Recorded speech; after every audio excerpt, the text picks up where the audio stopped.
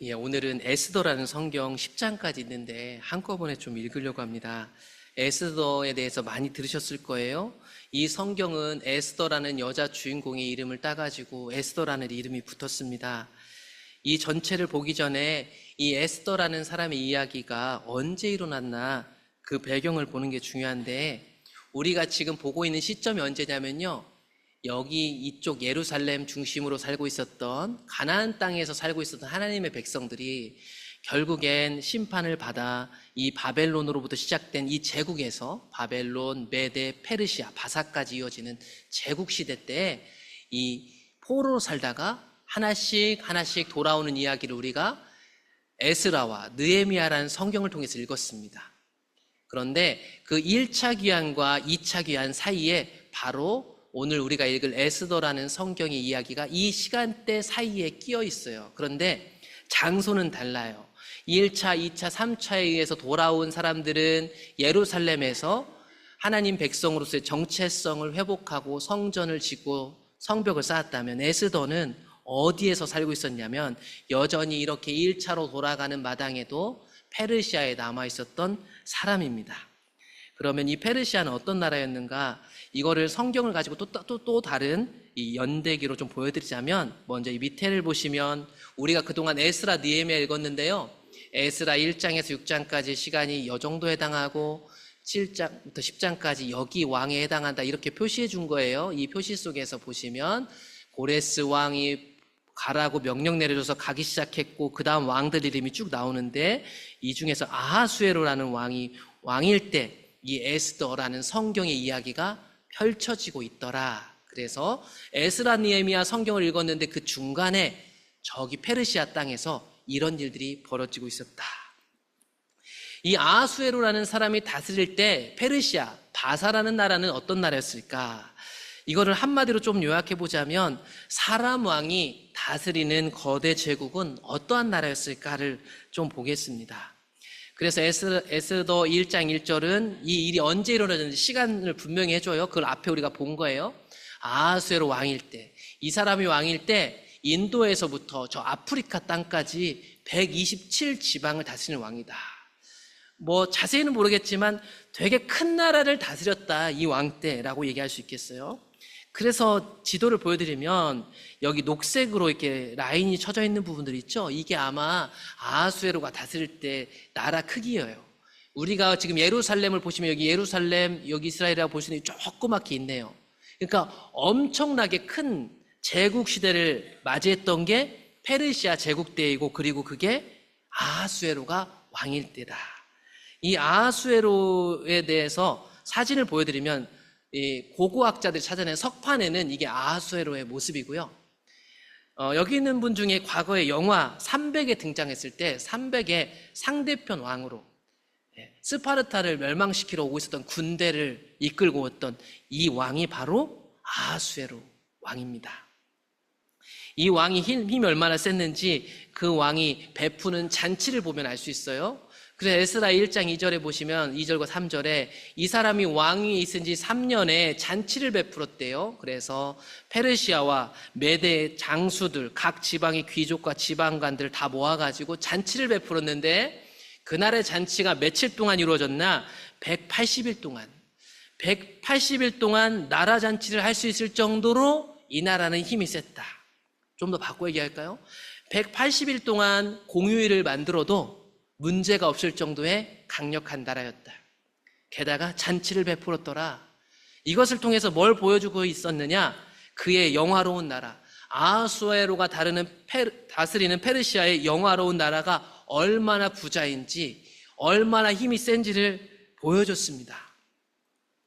그 잔치가 얼마나 대단했는지를 압축해서 가까이서 보여주는 장면이 이 180일 잔치뿐만 아니라 왕이 다스리고 있는 수산성, 왕이 있는 도성, 수도 수산성에서 드렸던 7일 잔치를 통해서 더 자세히 볼 수 있게 해주는데, 이 왕이 180일 잔치뿐만 아니라 이 잔치가 얼마나 풍요로웠는지를 7일 잔치를 통해서 우리에게 보여주는데, 도성 수산에서요 일주일 동안 또 잔치를 했대요. 근데 이 잔치는 백성들을 위한 잔치고, 이 잔치에는 차별이 없어요.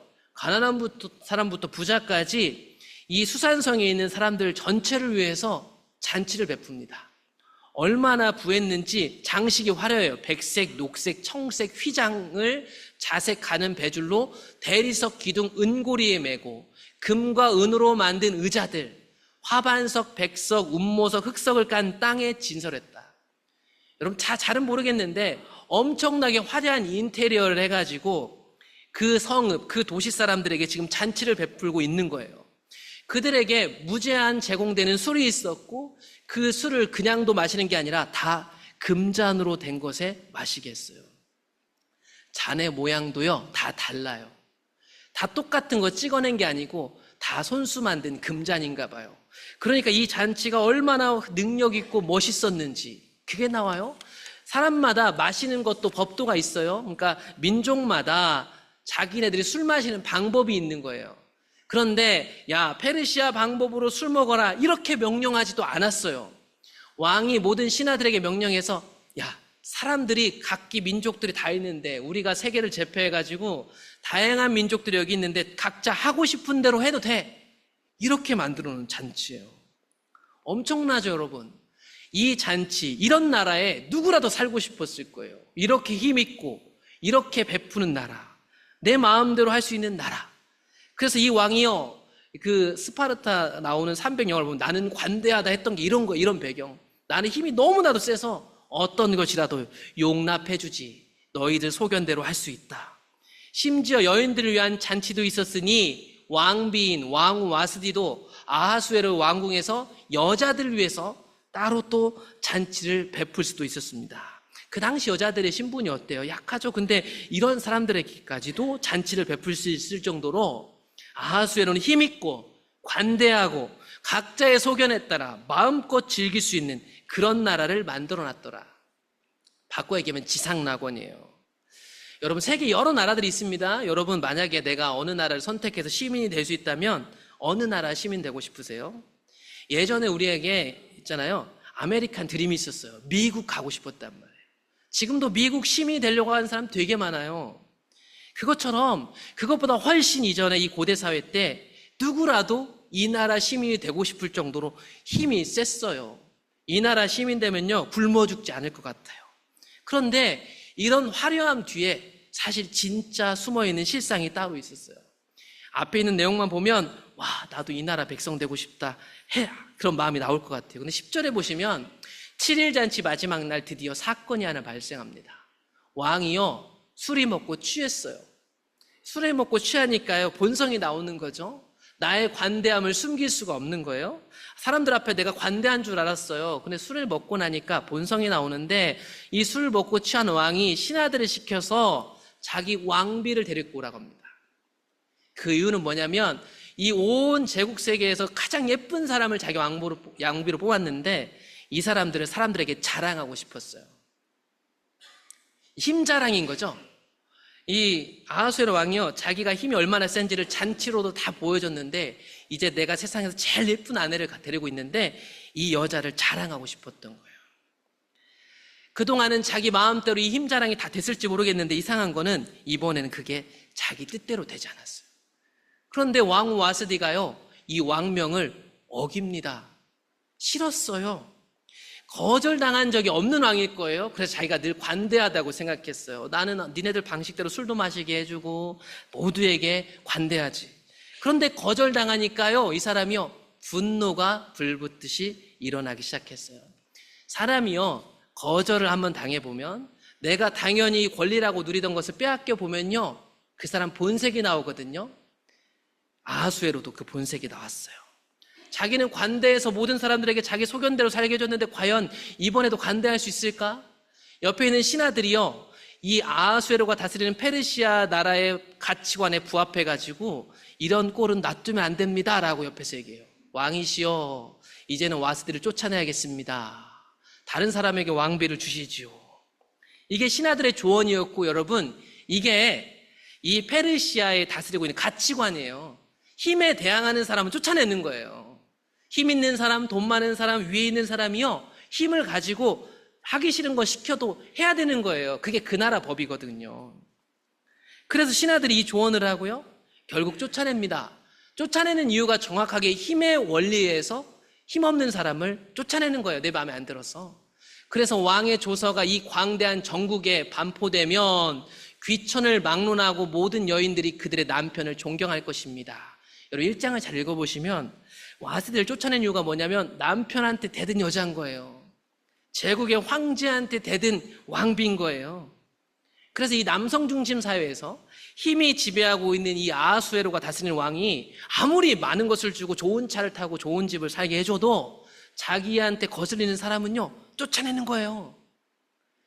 그래가지고 이걸 본보기로 삼아가지고 모든 나라에 다시 한번 이 편지를 다 보내가지고 여자들이 남자들한테 이렇게 하지 못하도록 한 거예요. 그들이 얘기합니다. 왕의 눈에 아름다운 처녀를 와스디 대신 왕으로 삼으세요 하니 왕이 그걸 좋게 여겼대요. 이게 여러분 이 페르시아 왕국의 실상입니다. 사람이고 내가 사랑했던 사람이지만 다시 찾으면 그만이에요. 아마 다시 찾으려고 하면 서로 줄 서서 하려고 할 거예요. 왜 그런 줄 아세요? 그런 힘이 있기 때문에. 여러분 이게 우리가 살고 있는 세상이에요. 사람이 세운 나라는 다 이런 비슷한 방식, 똑같은 가치관 안에서 살게 되는 거예요. 고대 사회나 지금이나 조금 세련되졌고 조금 잘 숨기고 조금 더 합리화시켰을 뿐이지 이런 원리는 다 똑같습니다. 그런데 이런 원리가 통용되는 페르시아에 누가 살고 있었냐면 하늘의 법칙으로 사는 하나님 백성들이 섞여 살고 있었다는 것입니다. 그 사람들이 누구냐? 바로 우리가 알고 있는 유다 사람 모르드게다. 유다 사람. 포로로 끌려온 하나님 백성 모르드게가 살고 있었는데 이 모르드게는 이 수산성에 왜 살게 됐는가? 바벨론 왕 느부갓네살이 유다 왕 여고냐를 끌고 올 때 같이 끌려왔던 모르드게다. 그러니까 유다가 멸망해 갈 때 3차에 의해서 멸망하는데 2차로 포로로 끌려갈 때 모르드게가 아주 어린 아이로 왔을 거예요. 그리고 또 누가 거기 같이 살고 있었냐면 에스더가 같이 살고 있었는데 이 에스더는 모르드게의 삼촌의 딸이다. 사촌 관계입니다. 그런데 이 에스더는 부모가 없었으나 용모가 곱고 아름다운 처녀라. 그의 부모가 죽은 후에 모르드게가 자기 딸같이 양육하더라. 그러니까 지금 이 시점이 포로로 끌려온 지 약 70년 정도가 됐을 때잖아요. 그러니까 모르드게는 아주 어릴 때 여기 왔고요. 자기 삼촌도 같이 끌려왔는데 삼촌은 여기 살다가 에스더를 낳고 다 돌아가신 거예요. 삼촌 가족들이. 그래갖고 어린 에스더를 나이차 많이 나는 이 사촌을 모르드게가 부모처럼 키웠던 거예요.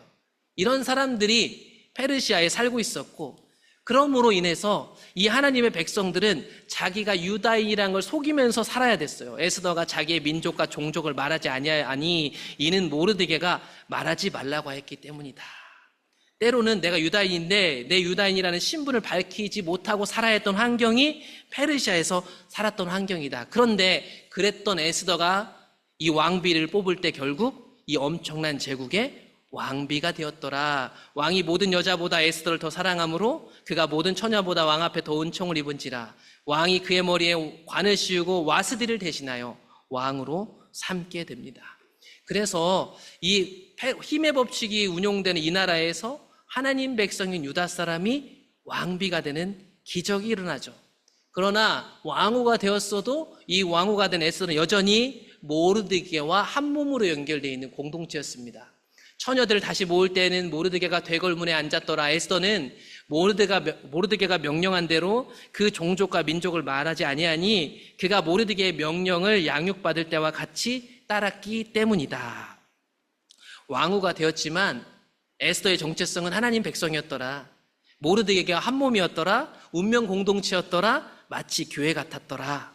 이런 얘기를 합니다. 그런 가운데 위기가 생겨나기 시작합니다. 위기가 등장하게 되는데 새로운 등장인물이 등장하는데 그 사람 이름이 하만이 하만. 그 후에 아하수에로 왕이 아각 사람 함무다다의 아들인 하만의 지위를 높이 올려 함께 있는 모든 대신 위에 두었더라. 하만이라는 사람이 등장하는데 이 하만이라는 사람은 아하수에로가 다스리는 이 나라에서 최고 높은 관직에 오를 정도로 이 세상 가치관에 찰싹 붙어있는 사람입니다. 그러니까 다른 사람들을 다 제치고 왕 바로 밑에까지 오를 수 있었던 사람입니다. 그래서 왕의 명령으로 이 나라 사람들은 다 하만에게 무릎 꿇고 절해야만 했습니다. 그런데 모르드게는 그에게 절하지 않았습니다. 그것을 이상하게 여겼던 주변에 있는 다른 사람들이 모르드게에게 말하죠. 당신은 왜 왕의 명령을 어기고 하만에게 절하지 않습니까? 라고 물어봐요. 날마다 모르드게에게 야, 당신도 절해야 된다니까요 라고 말했지만 모르드게는 고집을 부리고 하만에게 절하지 않았습니다. 그러면서 그가 한 얘기가 나는 유다 사람입니다 라고 얘기를 했대요. 그래서 그 말을 들은 사람들이 모르드게가 유다 사람이라고? 그것을 하만에게 말해줘야겠다. 과연 하만이 가만히 있을까? 하만에게 일러 바치게 되죠. 절하지 않은 이유는 여러 가지가 있겠습니다. 첫 번째로는 오직 여호와 하나님께만 절하는 사람들이니까 절하지 않았을 거예요. 그런데 좀 더 읽어가다 보면 그것보다 더 큰 이유가 있을 수 있겠구나라고 추측을 하게 되는데, 출애굽기로 한번 올라가 볼게요. 지금 우리가 읽고 있는 이 이야기로부터 약 1000년 전, 이 유다인들의 조상인 이스라엘 백성들이 이집트에서 노예로 있다가 나올 때 하나님이 홍해바다를 가르고 그들을 하나님 백성 삼으셔서 인도하실 때 그들을 공격했던 사람들이 있었어요. 그게 누구냐면 아말렉이라는 종족이었습니다. 그래서 결국 싸움에서는 이겼지만 하나님이 이집트가 열재앙받고 멸망하는 것을 봤음에도 하나님 백성을 건드리는 아말렉을 자신의 평생 대적으로 선언하세요. 하나님 약속하시기를 여호와가 아말렉과 더불어 대대로 싸울 것이다 라고 약속을 하십니다. 그래서 이 메시지를 이제 신명기에 가보면 다음 세대 이스라엘 백성들에게도 하나님이 다시 한번 또 얘기해요. 얘들아, 너희는 이집트에서 나오는 길에 이 아말렉 종족이 너희들한테 했던 일을 기억해야 된다. 그들이 뭘 했는데요? 그들이 너를 길에서 만나 네가 피곤할 때 내 뒤에 떨어진 약자들을 쳤고, 이것이 결국 하나님을 두려워하지 않은 거였습니다. 그러니까 이 신명기 25장에는 출애굽 이후에 40년이 지난 시점이거든요. 40년 지났는데도 하나님이 이 아말렉은 가만두면 안 된다라고 신신당부를 해요. 그러므로 너희들 약속의 땅에 들어가서 모든 전쟁이 끝나면 이 아말렉 반드시 심판해야 된다. 그걸 꼭 기억해라라고 말씀하시거든요. 그 기회가 결국 시간이 지나 언제 오냐면 사무엘상 15장 1절에 가면 약 400년이 지나가지고 사울이 첫 번째 왕이 됐을 때 그 기회가 옵니다. 그래서 하나님이 첫 번째 왕 사울에게 이렇게 얘기를 해요. 야, 아말렉 족속 가가지고 심판해라. 아말렉이 이스라엘에게 행한 일, 곧 이집트에서 나올 때 길에서 대적한 일로 내가 그들을 번하니까 사울 왕아, 지금 가서 아말렉 왕 다 죽이고 거기 다 없애라, 이렇게 명령하십니다. 그런데 사울 왕이 다 죽이지 않죠. 그때 잡아왔던 아말렉 족속의 왕을 가리키는 단어가 뭐냐면 아각이란 단어예요. 아각. 아말렉 사람의 왕 아각을 사로잡고 칼날로 그의 모든 백성을 진멸하였을 때 사울과 백성이 아각과 그의 양과 소의 가장 좋은 것, 모든 좋은 것을 남기고 진멸하지 아니하였더라, 이렇게 얘기를 합니다. 그러니까 이 아각이 뭐냐면 아말렉 왕을 가리키는 보통 명사예요. 그러니까 이 아각의 후손이다. 하만이 누구냐면 아각의 후손이라고 나오잖아요. 그러니까 이 아말렉 족속의 후손이 아마 아말렉 족속의 왕족 후손이 하만이었을 것이다 라고 보고, 다시 에스더로 돌아와가지고 이 모르드게가 어느 지파 사람이었는지 다시 한번 보여드리면, 유다 사람 중에서도 이 사람은 베냐민 자손 기스의 증손이었는데, 아까 실패했던, 먼저 처음으로 기회를 받았던 사울, 1대 왕이었던 사울이 어느 지파 사람이냐면 베냐민 지파 기스의 아들이었다. 지금 모르드게는 누굴 가문 사람이에요? 베냐민 지파 기스 가문을 사울왕 후손이 후손. 그러니까 600년 전에 자기 조상 사울이 실수를 범했는데 그게 오늘 원순 외나무 다리에 만나듯이 그들이 만나게 된 겁니다. 이 두 사람이 여러분 이 역사적 관계를 고려했을지 여부는 우리는 몰라요. 성경이 얘기하고 있지 않습니까? 다만 우리가 성경을 읽다 보면 이 두 사람의 대결이 보통 대결이 아니구나. 하나님의 사람과 저기 페르시아에 속한 사람의 대결이구나. 하나님 나라와 세상 나라의 충돌이구나 라는 것을 볼 수 있게 됩니다. 그 충돌이 일어나가지고 아각 사람 하만이 모르드게가 자기한테 절하지 아니함을 보고 분노하기 시작했고, 그들이 모르드게의 민족을 유다인이라고 하만에게 알려주므로 이 모르드게와 유다인 전체에 하만이 분노하여 대결이 펼쳐지게 됩니다. 그런데 말씀드렸듯이 이 하만이 훨씬 유리해요. 왜냐하면 이 페르시아 나라에서 힘이 훨씬 세고요, 이 나라에서 살아나는 방법을 가장 잘하는 사람이라서 여기까지 올라왔으니까. 그래서 이 하만이 유다인 몰살 계획을 세우며 주사위를 던져가지고, 여기서 제비는 주사위예요. 부르라고 부르는 주사위. 주사위를 던져가지고 12월 13일을 딱 특정해가지고 이날에 유다 사람들을 죽이기로 결정합니다. 이 일들을 하기 위해서 어떻게 하면 되는지를 누구보다 하만이 잘 알아요. 이 세상에 탁 붙어있는 사람이니까. 그래서 누구를 찾아갔을까? 이 세상에서 힘이 제일 센 사람, 왕에게 찾아가죠. 왕만 설득하면 되는 거예요. 똑똑한 사람이죠. 하만이 아하수에로 왕에게 아뢰되, 왕이시여, 한 민족이 있는데 이 민족이 여러 백성 중에 흩어져 거하는데 그들이 사는 방식이, 그들이 따르는 법이 우리가 사는 것과 다릅니다.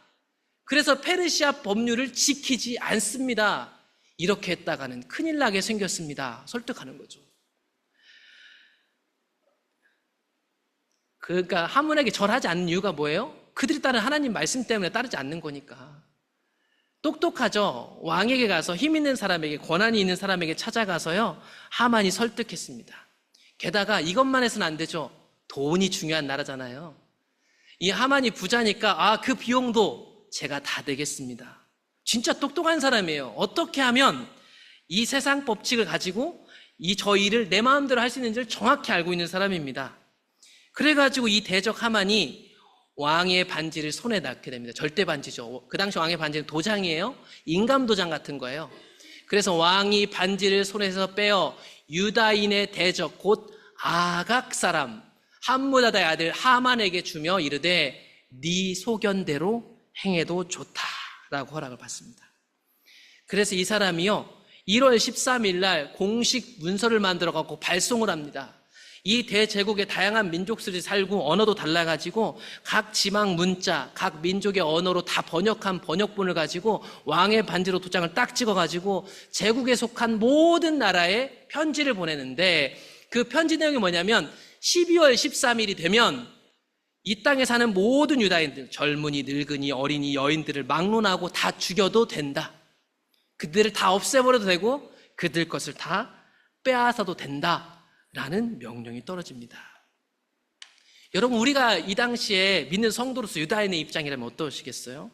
시한부가 선고된 거예요. 가끔 드라마에서 보잖아요. 몇 개월 못 살겠습니다. 몇 개월 정도가 아니라 이 사람들은 12월 13일에 딱 죽는다는 게 정해진 거예요.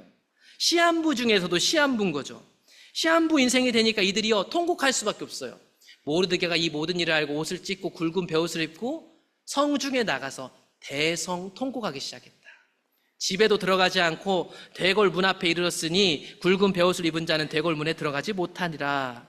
또한 흩어져 있는 유다 사람들도 다 통곡했습니다. 이 편지를 받은 모든 사람들이 울기 시작했어요. 유다인들이. 왜냐하면 자기 죽을 날을 받았기 때문입니다. 이런 상황에서 모르드게는 무엇이라도 해야 했습니다. 그래서 왕비가 된 에스더에게 신하를 시켜가지고 편지를 보내죠. 그러면서 그들이 받았던 이 공문서를 딱 주면서 지금 이게 우리의 운명이다. 그러므로 명령합니다. 에스더여, 왕에게 나아가서 자기 민족을 위하여 부탁하라. 이 문제를 해결하라. 얘기합니다.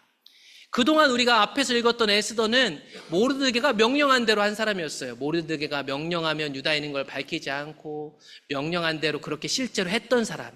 이번에도 명령한 대로 할까? 그런데 에스더의 사정이 달라졌습니다. 사람이 변한 것은 아니었어요. 에스더에게도 개인 사정이 있었다 이 말입니다. 왕의 신하들과 왕의 각 지방 백성이 다 알거니와, 이건 페르시아에 살고 있는 사람 다 알아요. 남녀를 막론하고 왕이 불러지 않았는데 갔다가 죽는 수가 있다는 거죠. 그게 법이라는 거예요. 왕이 부르지도 않았는데 갔는데 왕이 그것을 환영하듯이 자기 지팡이, 금지팡이를 내밀지 않으면 죽는다. 이게 법이었어요, 법. 게다가 현재는 내가 그렇게 사랑받아서 왕비가 됐을지 모르겠지만 왕이 나를 부르지 않은 지가 이미 30일이나 됐다. 여러분, 왕비인데 그래도 사랑받았는데 너는 괜찮을 거야 라고 여러분이라면 쉽게 얘기할 수 있겠어요? 여러분들이 에스더라면 어떻겠어요?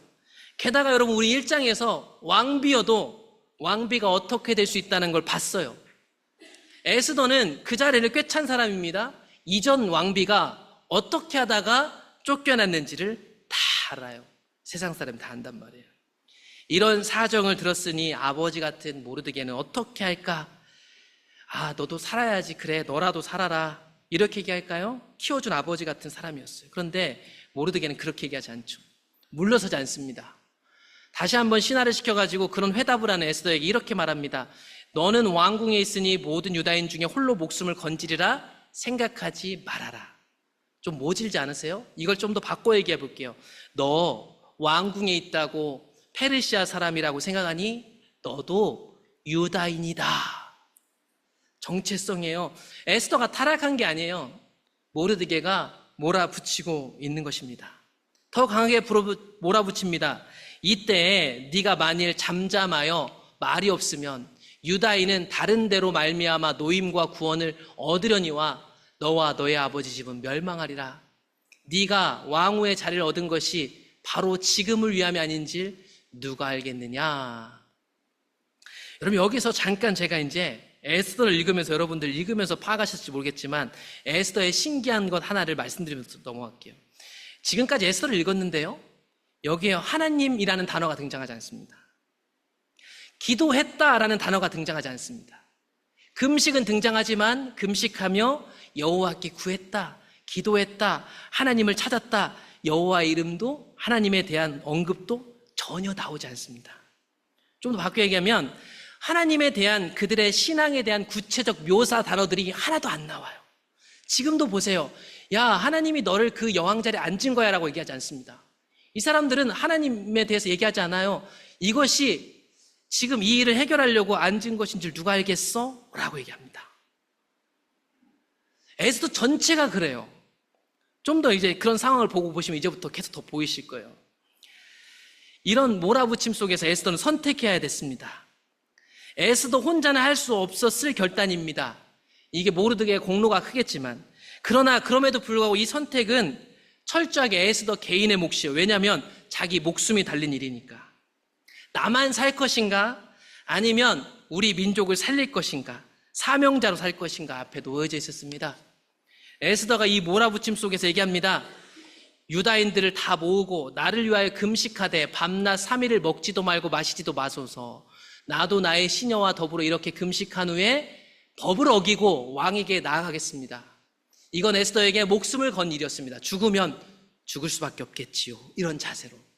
여러분, 여기서도요, 기도라는 내용은 안 나와요. 우리가 기도라고 추측하는 거지. 에스더라는 그 배경이 그렇잖아요. 이방 땅에 살고 있었어요. 신앙하는 얘기 함부로 입 밖에 꺼내기가 힘들어요. 그게 마치 반영된 것처럼 성경 어디에도 에스더에는 여호와의 이름도 그들의 신앙적 행위도 구체적으로 묘사되어 있지 않습니다. 그렇게 목숨을 걸고 자기가 할 수 있는 일을 하기 시작했어요. 에스더만 목숨을 건 게 아닙니다. 유다 사람들도 다 목숨 걸고 금식했어요. 다 자기 자리에서 자신의 것을 걸고 자신이 해야 될 일을 했어요. 이제 그렇게 왕에게 나아가기로 결정합니다. 그런데 잘 아시다시피 죽기로 결정한 사람들에게 살 길이 열리게 되는 성경의 비밀들이 여기서도 등장해요. 3일 후에 그렇게 3일 동안 금식하고, 그들이 뭘 했는지는 자세히 안 나와요. 금식했다는 거 외에는. 에스더가 왕후의 예복을 입고 왕복을 착 입고 화장을 새로 타고 왕을 만나러 갑니다. 그런데 신기한 일이 벌어져요. 왕후 에스더가 저기 마당에서 온 것을 보고 먼저 왕이 보고 그를 사랑스럽게 여기고 아무렇지도 않게 이 문제들이 해결됐다. 30일 동안 나를 부르지 않았던 왕인데 이 30일 이후에 나갔는데 그 왕이 나를 사랑스럽게 여기더라. 되게 비밀스러운 얘기죠. 여러분, 앞에 보시면 죽으면 죽겠어요. 죽을 각오를 하고 있는데 죽기는커녕요. 왕이 그렇게 사랑스럽게 쳐다보고 있는데 죽기를 각오했을 때 살 길이 열린 일들이 에스더에도 나옵니다. 반면에 이런 일을 시작으로 결국에는 유다인과 모르드게의 원수였던 하만이 결국에는 죽게 됩니다. 모든 문제가 해결된 거 제가 생략했어요. 6장, 7장을 읽어보시면 됩니다. 그리고 그 하만이 갖고 있었던 반지가 누구 손에 들어가는가? 모르드게의 손에 들어가게 됩니다. 그리고 그 모르드게에게 준 권한을 마음대로 사용하도록 왕이 허락합니다. 아하수에로 왕이 에스더와 유다인 모르드게에게 너희들이 다시 조서를 써도 된다. 이미 하만이 내린 조서가 제국으로 다 퍼진 상태예요. 그러니까 새로운 조서를 써야만 하는 상황이었던 겁니다. 그래서 모르드게가 이 반지를 가지고 새로운 공문을 발송하는데 그때가 3월 23일이었다. 각 지방 언어, 각 민족의 언어로 새로운 조서를 3월 23일 날 만들었는데 그동안에 앞에 하만이 만들었던 조서와 발송했던 기간을 보시면 1월 13일 날 조서를 발송했고 12월 13일 날 다 죽이기로 결정돼 있었던 이 조서였는데 지금 3월 23일이니까 약 2달하고 열흘 정도가 지났던 거예요. 여러분, 내가 12월 13일 날 죽는다는 생각을 가지고 2달 10일 정도 지옥 같은 시간을 보내고 있었습니다. 그 지옥 같은 시간들 속에서 내 옆집에 살고 있었던 다른 민족들이 나를 미워하는지 안 하는지가 드러나기 시작했어요. 왜냐하면 이 페르시아의 조서는 내려지면 바꿀 수 없거든요. 다시 왕명이 아니면. 그러니까 12월 13일 날 죽는 게 딱 결정돼 있는 거예요. 그러니까 우리 가운데 섞여 사는 유다 백성들에 대해서 안 좋은 마음을 품고 있었던 사람들, 그동안에는 표현할 수 없었어요. 같이 살아야 되니까. 그런데 하만 때문에 하나님 백성들의 대적들이 곳곳에서 드러나기 시작한 거예요. 나를 보는 눈빛이 달라졌어요. 이 공문을 받는 순간부터 12월 13일 날 죽일 사람이 누구인지 곳곳에서 드러나기 시작했어요. 앞집, 옆집, 뒷집. 그런 가운데 새로운 조서는 그런 상황을 역전시키는 조서였습니다. 모르드게의 조서는 이런 겁니다. 유대인에게 허락하여 그들이 함께 모여 스스로 생명을 보호하여 각 지방의 백성 중 세력을 가지고 그들을 치려하는 자들과 그들의 처자를 죽이고 도륙하고 진멸하고 그 재산을 탈취할 수 있다. 반대로 유다인들이여 당신들을 죽이려고 했던 그 사람들에게 오히려 똑같이 반대로 해줄 수 있습니다 라고 얘기를 합니다. 여러분, 복수하는 것 같지만 보시면 자신들의 생명을 지키려고 하는 겁니다. 그동안 같이 살면서 괜찮은 척 같지만 하나님 백성으로 사는 그들이 눈에 가셨던 거예요. 그래서 이 제국에 살던 사람들도 유다인들을 언제든지 죽이고 싶어 했는데 그게 이 하만 때문에 드러나게 된 거죠. 이렇게 될 줄 몰랐겠죠. 그래서 12월 13일 날 오히려 하나님의 백성들의 원수가 된 사람들을 다 없애는 날이 됩니다. 그래서 그날에 대적에게 원수를 갚습니다. 왕의 어명이 매우 급함에 준말을 타고 빨리 모든 사람들에게 이 복음을 전하죠. 죽을 줄 알았던 사람들이 살게 되는 겁니다. 그날에 유다인이 칼로 그 모든 대적을 쳐서 도륙하고 진멸하고 자기를 미워하는 자에게 마음대로 행할 수 있었습니다. 70년 동안 포로로 살면서 얼마나 미움받았을까요? 페르시아 나라의 법칙으로 살지 않고 자기가 믿고 있는 하나님 따라 산다고 그 모습이 얼마나 눈꼴셨을까. 게다가 그들은 다니엘 같은 유다 민족 출신인데 그 나라에서 승승장구하는 다니엘 같은 사람도 봤단 말이에요. 얼마나 보기 싫었을까. 그래서 그들을 죽이고 싶었는데 말하지 못했는데 하만 때문에 오히려 그 대적들이 드러났고 결국 유다인을 대적하는, 하나님을 대적하는 그들이 심판받았더라. 그래서 그때 그 땅에서 이 사건을 계기로 새로운 절기가 생겼습니다. 너희들은 해마다 이 날을 기억해서 12월 14일부터 15일까지 부림절이라는 걸 지켜라. 이 명절에는 유다인들이 대적에게서 벗어나 평안함을 얻어 슬픔이 변하여 기쁨이 되고 애통이 변하여 길한 날이 되었으니 너희는 잔치를 베풀어라. 그리고 가난한 자를 구제하라. 이게 하나님 백성들이 삶의 방식이거든요. 이건 페르시아에 있는 방식이 아니에요. 하나님 백성들이 하는 방식이죠. 그렇게 부림절이라는 게 생겨났습니다. 그날을 지킬 때마다 그들은 하나님을 대적한 아각 사람 하만이 어떻게 됐는지를 기억하게 되고 그런 그들의 손에서 하나님이 어떻게 구원해냈는지를 경험하는 날이라는 것을 기억하게 될 겁니다. 여러분, 말씀을 정리합니다. 오늘 이 일들은요, 사명자들을 통해서 일어났어요. 포로로 끌려온 가족을 잃고 서로를 의지하며 살았던 모르드게와 에스더, 힘이 지배하는 세상에서 하나님 백성으로 사는 그 고단함. 에스더 전체를 보면 하나님 이름도 안 나온다니까요. 내가 신앙에 내가 하나님께 도와주시겠지 이런 말조차 꺼내기 힘든 환경 속에서 살았지만 믿음으로 살았던 사람들, 그런 사명자들을 통해서 새로운 길이 열렸던 것이다. 예수 믿는 사람은, 하나님 백성은 사명자입니다. 포로 70년 이후에 나타난 하나님 백성들 있는 자리가 달랐어요. 어떤 사람은 저기 예루살렘으로 돌아가기를 결정해가지고 성전을 짓고 성벽을 짓는 것.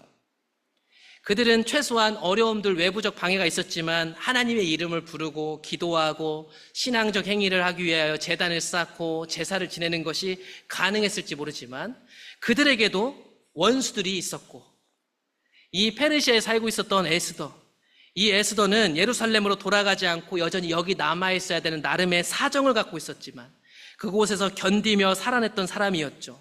에스더 성경에는 어디에도 하나님도 그 하나님께 기도했다고 신앙 때문이다라는 직접적인 언급은 하나도 나타나지 않지만 누구보다도 에스더를 보면 목숨을 걸고 하나님 백성으로 유다인으로 살았구나라는 것을 볼 수 있습니다. 이들은 있는 자리가 틀렸지만 분명한 것은 모두 하나님의 사람으로서 사명자였어요. 여러분, 성도님들마다 저마다 계신 환경이 다릅니다. 어떤 분은 직장에 가서도 성경을 읽고 기도를 하고 내가 받는 직분으로 누군가가 불러주는 게 전혀 문제가 되지 않고 회사 식당에서 밥을 먹을 때 기도를 하는 게 손가락질 받을 일이 아닌 사람도 있겠지만 또 어떤 분은 교회를 다니는 것 자체가 눈치가 보일 수 있는 환경에 있으신 분들도 있을 거예요. 밥 먹을 때 기도하는 게 눈치 보이고 어렵고 주일에 뭐해? 라고 물으면 선뜻 교회 간다고 말하기도 힘든 상황에 놓인 성도들도 있습니다. 이렇게 우리가 놓인 자리가 다 다릅니다. 그 속에 있다 보면 때로는 이게 뭔가 내가 신앙인이 맞는가 회의감이 들 때도 있지만 분명한 건 성경이 우리가 있는 자리가 어디든지 우리는 사명자다라는 것을 이야기하고 있어요. 우리가 지고 있는 무게가 서로 다르기 때문에 내가 갖고 있는 무게를 가지고 다른 사람에게 대면 오류를 범하는 겁니다. 그래서 서로의 무게가 잘 보이지 않고 나만 제일 힘든 것 같지만 사실 우리는 다 각자 십자가를 지고 있는 사람들이에요. 그래서 예수님은 이렇게 얘기를 해요. 제자들에게 말씀하셨죠. 누구든지 나를 따라오려거든 예수 믿는 사람이라면, 성도라면 이렇게 바꿀 수 있겠어요. 성도라면 자기를 부인하고 자기 십자가를 지고 나를 따라라. 자기 십자가는 뭘까요? 사명자예요. 여러분, 사명자는 선교사님만, 목사님만, 직분자만 사명자가 아니에요. 다 사명자예요. 여러분들이 사명자란 말이에요. 그 사명이란 건 멋있고 그냥 로맨틱한 게 아니라 내 목숨을 전부 거는 거예요. 오늘 에스더는 죽으면 죽으리라 그래서 나갔던 거예요. 우리가 사명자라는 걸 잃어버리면 병들게 돼 있습니다. 세상의 권세, 힘이 다스리는 세상 속에서 나도 하나님 백성이다 라는 사명자 의식을 잊어버리면 안 돼요. 그것이 때로는 내가 있는 자리가 사람들 보기에 무슨 사명자가 저래? 보잘것없어 보이고 기도도 못하고 성경도 못 읽고 그게 웃어 보일 수 있겠지만 그 자리도 내게 주신 사명자 자리가 분명해요. 거기에 내가 없으면 안 되는 자리라는 거, 그걸 기억하셨으면 좋겠어요. 내가 그런 마음으로 사명자로 있어도 여전히 세상은 알아주지도 않고 힘의 법칙을 누르겠지만 두려움을 이기고 여러분의 모든 것을 한번 주님께 맡겨보신다면 분명히 오늘 우리가 읽었던 이런 일들이 우리에게 나타나지 않을까. 그런 나를 통해서 하나님이 하신 일들을 기대하셨으면 좋겠습니다. 그런 하나님의 일들이 우리 일터와 가정에도 나타날 수 있도록 하나님 우리를 에스더처럼, 에스라와 느헤미야처럼 사명자로 사용하신다는 것을 꼭 기억하셨으면 좋겠습니다.